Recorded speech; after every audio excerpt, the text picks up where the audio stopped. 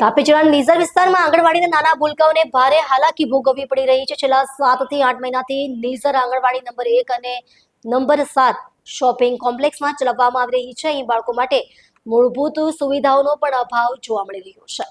નિઝર ખાતે આંગણવાડી નંબર 1 અને આંગણવાડી નંબર 7 છેલ્લા 7 થી 8 મહિનાથી શોપિંગ મોલમાં ચલાવવામાં આવી રહી છે, પરંતુ અહીં બાળકો માટે ન તો પીવાના પાણીની યોગ્ય વ્યવસ્થા છે અને ન તો શૌચાલયની સુવિધા ઉપલબ્ધ છે, જેના કારણે નાના ભૂલકાઓને દૈનિક રીતે ભારે મુશ્કેલીનો સામનો કરવો પડી રહ્યો છે. સ્થાનિક લોકોના જણાવ્યા અનુસાર નવી આંગણવાડી ઇમારતનું કામ હજુ સુધી શરૂ કરવામાં આવ્યું નથી. જવાબદાર અધિકારીઓ દ્વારા છેલ્લા ઘણા મહિનાથી માત્ર હમણાં કામ શરૂ કરાશે એવો જ જવાબ આપવામાં આવી રહ્યો છે. આ અંગે સ્થાનિક લોકોની માંગ છે કે બાળકોના હિતને ધ્યાનમાં રાખીને નવી આંગણવાડીનું કામ તાત્કાલિક શરૂ કરવામાં આવે અને જરૂરી સુવિધા ઉપલબ્ધ કરાવવામાં આવે. સર્વર પાડવી, તાપી. હું પોતે રાજુ પાડવી સામાજિક કાર્યકર્તા તરીકે કામ કરું છું.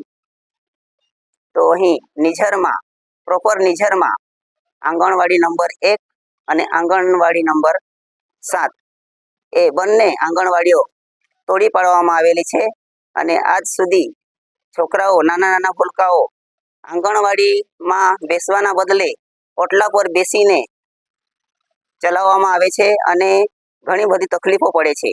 અને જ્યાં ઓટલા પર બેસે છે ત્યાં બાજુમાં ગંદકીનો ફેલાવો બી વધારે થઈ રહ્યો છે. તો મારે સરકારશ્રીને વિનંતી કે 6 થી 7 મહિના થવામાં આવ્યા પણ આંગણવાડીઓનું કામ હજુ સુધી કરવામાં આવ્યું નહીં. તો સરકારી તંત્રને મારે ખાસ જાણકારી આપવાની કે આંગણવાડી વહેલી તકે બને એવી મારી અરજ. જય જોહાર, જય આદિવાસી. હું ગણેશ એસ પાડવી નિઝર તાલુકામાં સામાજિક આગેવાન તરીકે કામ કરું છું. જે મારા નજરમાં 6 થી 7 મહિનામાં આંગણવાડી 1 અને આંગણવાડી નંબર 7 જે તોડી પાડવામાં આવી હતી અને સરકારી તંત્રનું કહેવાનું હતું કે 6 થી 7 મહિના થઈ ગયા, કામ ચાલુ કરીશું એમ કહીને હજી સુધી કામ ચાલુ કર્યું નથી. અને નાના નાના ભૂલકાઓ જે હાલમાં ઓટલાઓ પર, શોપિંગો પર અને આદિવાસી ભવનમાં આંગણવાડીનું કામ ચલાવે છે. તો મારે સરકારી તંત્રને આટલું જ કહેવાનું છે કે 6 થી 7 મહિના થઈ ગયા છે, આંગણવાડી 1 અને આંગણવાડી 7 કામ કેમ નથી ચાલુ થયું?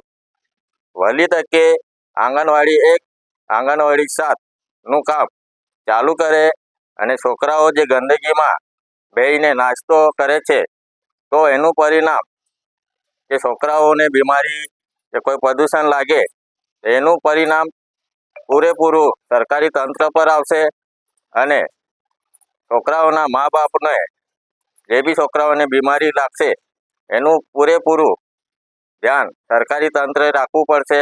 અને આંગણવાડી 1, આંગણવાડી 7નું કામ જલ્દી જલ્દ ચાલુ કરે એવું અમારું સામાજિક આગેવાન તરીકે અપીલ કરું છું અને અર્જ કરું છું.